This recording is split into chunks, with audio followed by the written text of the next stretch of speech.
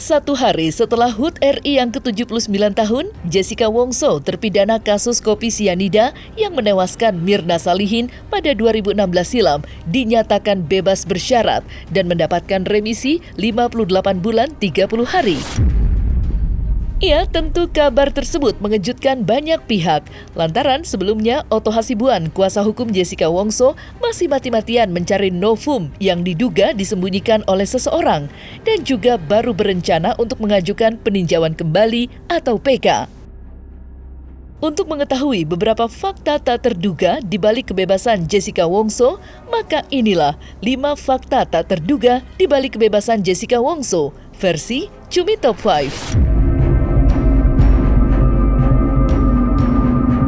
Pasca 8,5 tahun mendekam di penjara buntut kasus kopi sianida yang menewaskan Mirna Salihin, Jessica Wongso akhirnya resmi bebas bersyarat pada Minggu 18 Agustus 2024 lalu, tepat 1 hari setelah HUT RI ke-79. Diketahui sebelumnya, Jessica Wongso mendapatkan hukuman pidana selama 20 tahun penjara. Namun ia mendapatkan hak narapidana, yakni pembebasan bersyarat setelah memenuhi beberapa unsur. Lantas, seperti apa perasaan Jessica Wongso dan Otto Hasibuan atas keputusan tersebut? Hari ini adalah hari yang berbahagia buat kami, khususnya buat Jessica Wongso.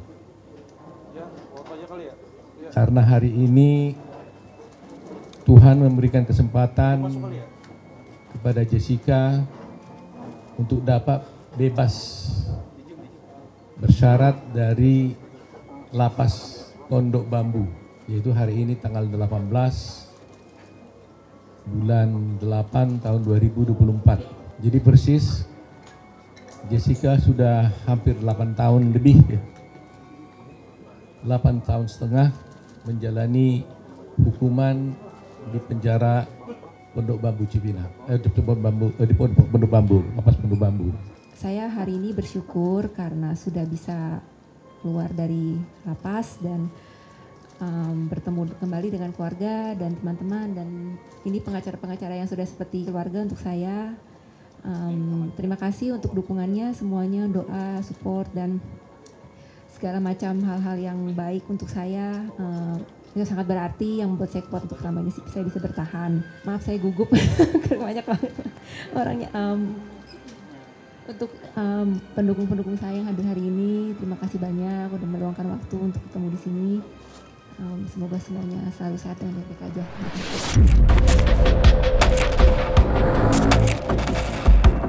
Pasca ditahan sejak 30 Juni 2016 di Lapas Perempuan Kelas 2A Pondok Bambu, Jakarta Timur, Jessica Wongso akhirnya resmi bebas bersyarat dan mendapatkan remisi 58 bulan 30 hari.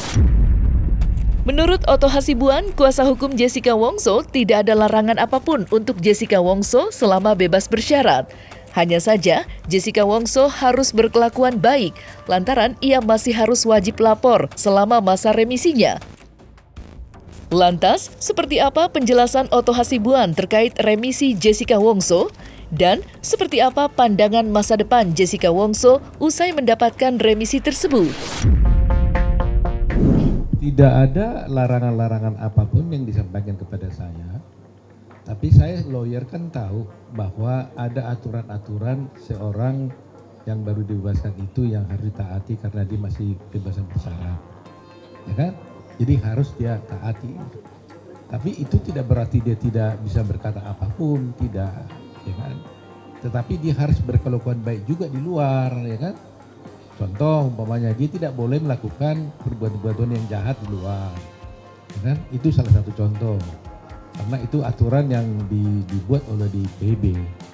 Tetapi kalau persoalan apakah seorang terdakwa, seorang terpidana itu bisa menggunakan haknya di pengadilan, itu nggak pernah dilarang. Enggak. Itu kan kewajiban yang diatur di dalam undang-undang, bahkan undang-undang dasar gitu. Hak orang untuk mengajukan haknya di pengadilan gitu. Mungkin niat dan pandangan saya di masa depan itu, ya saya mau ya selalu yang terjadi adalah hal yang positif. Jadi kalau misalnya saya meniatkan seperti itu, ya saya berharap saya dan orang-orang di sekitar saya bisa baik-baik saja menjalani kehidupan di masa depan nantinya dengan dipenuhi dengan hal-hal lebih baik lagi daripada yang lalu.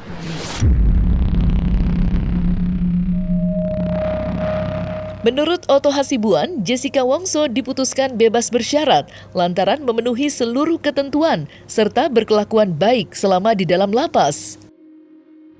Lantas, seperti apa ketentuan yang berhasil dipenuhi oleh Jessica Wongso?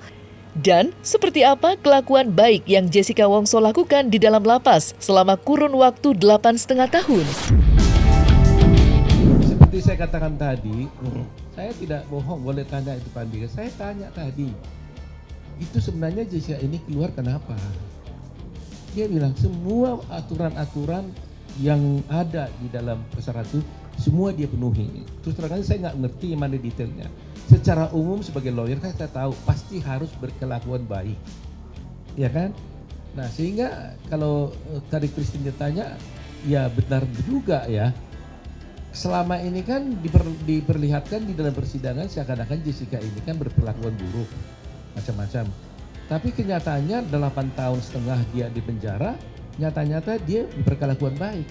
Sampai-sampai mendapatkan pembebasan bersyarat lebih awal.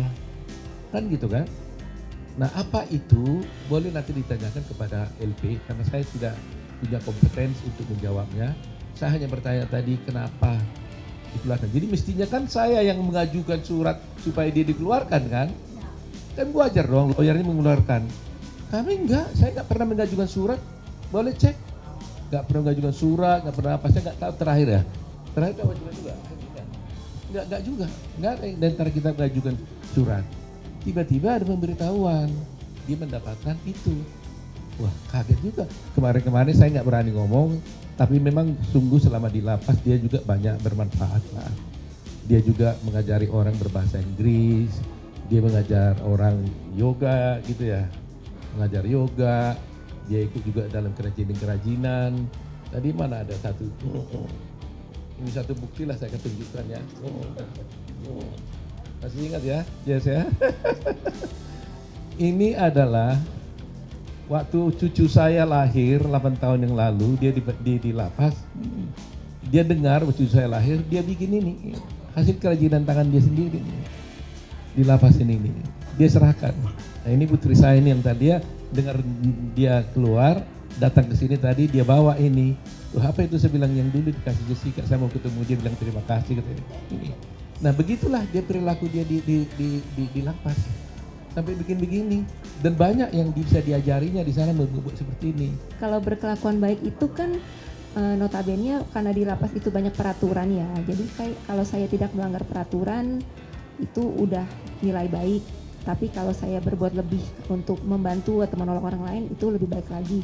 Tapi mungkin karena saya itu secara natural terjadi aja sih kalau menurut saya. Kalau misalnya nggak boleh berbuat seperti ini ya saya tidak berbuat.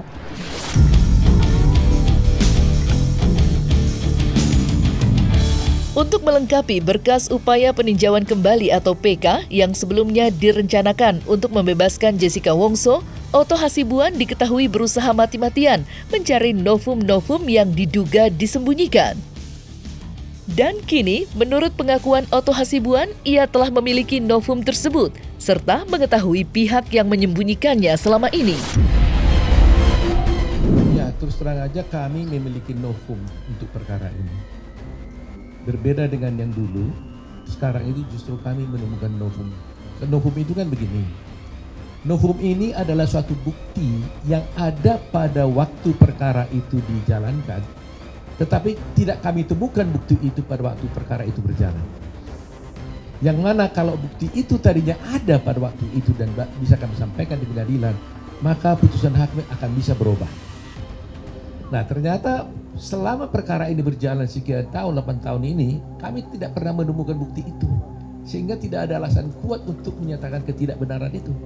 Tetapi suddenly kami menemukan bukti baru.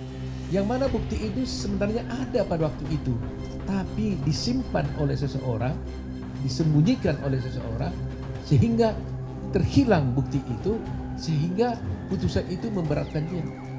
Kalau ada bukti itu tadinya, maka dengan bukti itu kita bisa buktikan bahwa sebenarnya perkara itu harus berkata. Usai Jessica Wongso diputuskan bebas bersyarat, Otto Hasibuan, kuasa hukum Jessica Wongso, tampaknya akan mempertimbangkan kembali upaya peninjauan kembali atau PK yang rencananya akan dilakukan untuk membebaskan Jessica Wongso. Ya, diketahui sebelumnya Otto Hasibuan berencana untuk melakukan upaya PK, namun Jessica Wongso telah lebih dulu ditetapkan bebas bersyarat. Kalau soal perkara PK nantilah mungkin kita diskusi khusus luar itu ya. Jadi kita pisahlah dulu ya. Satu kita bicara hari ini tentang bebasnya Jessica. Nanti saya akan undang lagi sekali lagi ketika kami mengajukan PK. Nanti semuanya saya paparkan di sana. Jadi supaya jangan terbagi-bagi ya. Hari ini fokus dulu tentang Jessica dulu. Untuk apa yang saya rasakan atau yang saya yakini itu ya ada di biar itu berada tetap di dalam diri saya sendiri aja. Cuman kalau misalnya keputusan pengadilan itu mengatakan hal yang dikatakan oleh pengadilan, keputusan pengadilan itu tetap harus saya hargai dan saya hormati. Untuk kalau kelanjutan bagaimana nanti proses hukumnya ya saya serahkan semuanya ke pengacara.